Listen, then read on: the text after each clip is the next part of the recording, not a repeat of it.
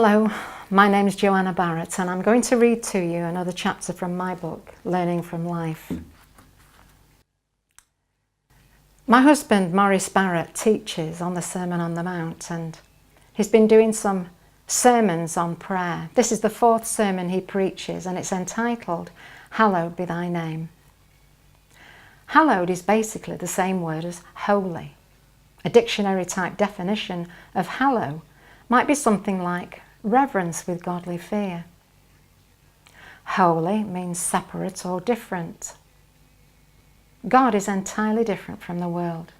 And as Christians, we cannot be the same as the world if we're going to be like God. We also must be different. Neither shall ye profane my holy name, but I will be hallowed among the children of Israel. That verse of scripture was taken from Leviticus 22, verse 32. So we see from this that the opposite of hallowing God's name is profaning or defiling it. Name can denote power or authority. So if a policeman says, "Stop in the name of the law," I will obey.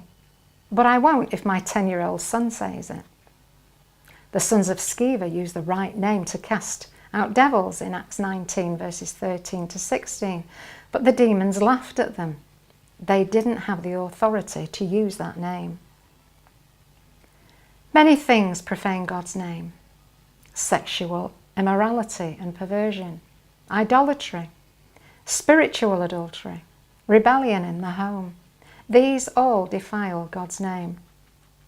It may be a man who fails to take authority, or a woman who refuses to come under it. It may be a worker who cheats his boss, or a boss who exploits his workers. If they are Christians, they are all misrepresenting God and dishonouring his name. If we claim we are Christians, that God is our Father, then we hallow his name by displaying his character in our lives. To show another character is to profane and defile God's name and character.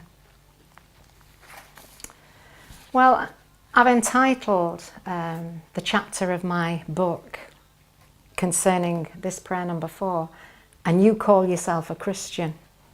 You know, this was one phrase I was constantly hearing as a child. "I thought you were supposed to be a Christian." It used to frustrate and madden me so much. But try as I might, I just couldn't help the fact that my conduct belied my words. It was the easiest thing in the world to talk about Jesus, my church and my mother's healing. And it didn't matter who I came into contact with, teacher or pupil, they all heard my witness. But my life just didn't match up, and the teachers always brought my Christianity into question.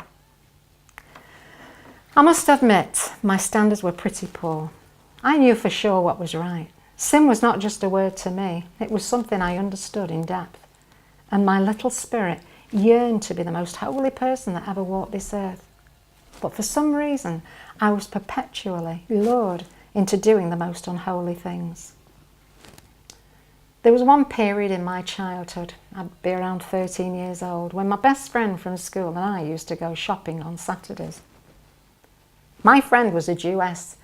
She lived right opposite the local synagogue, but she never ventured in. And she'd show me at the end of the shopping expedition all the little knickknacks that she'd stolen from various stores, and would dare me to do the same. Unfortunately, I was never one to shun a dare. And even with my heart pounding, I would commit the crimes so as not to lose face with her.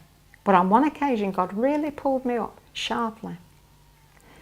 I was perusing the makeup counter and eyed something which took my fancy.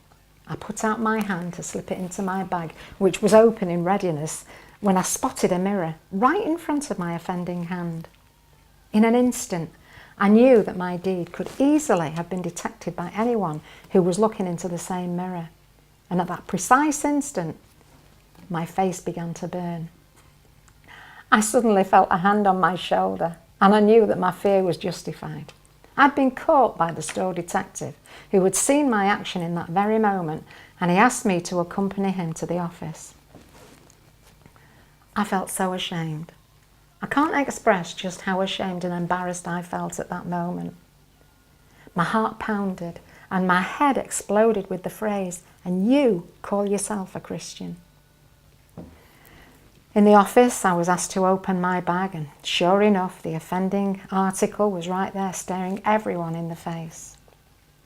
The store manager threatened to call the police so that he could press charges, but I pleaded and begged for him not to do so, saying that I'd never, ever do such a thing again. Well, he could see I wasn't a big-time criminal and that this little incident had scared the living daylights out of me.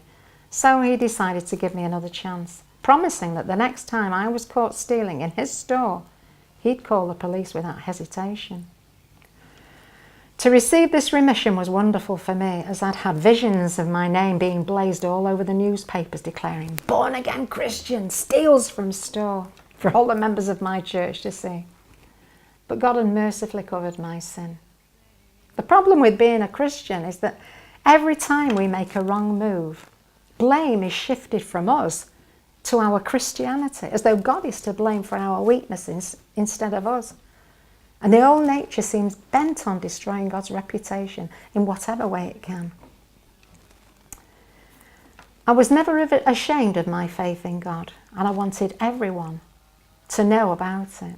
Indeed, I often felt that it was my obligation to share my faith with anyone I came into contact with. I never had difficulty finding work because I was willing to do whatever the boss required. My difficulty was complying with the female supervisors who, for one reason or another, didn't usually like me and would try to make me do something which wasn't necessarily in my contract. It was then that the skirmishes occurred, and in most cases, very soon after I'd been hired.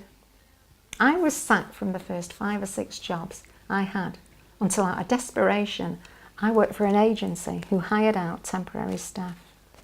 At least in this type of employment, I could move at my own volition if the management and I didn't see eye to eye. I hated the fact that my lifestyle perpetually contradicted my verbal testimony. I prayed earnestly that God would change me, because I knew for a fact that every time I made a slip, lost my temper, or did something out of order, it's always reflected badly on God. You know, worldly people set a very high standard for those who profess to be Christians.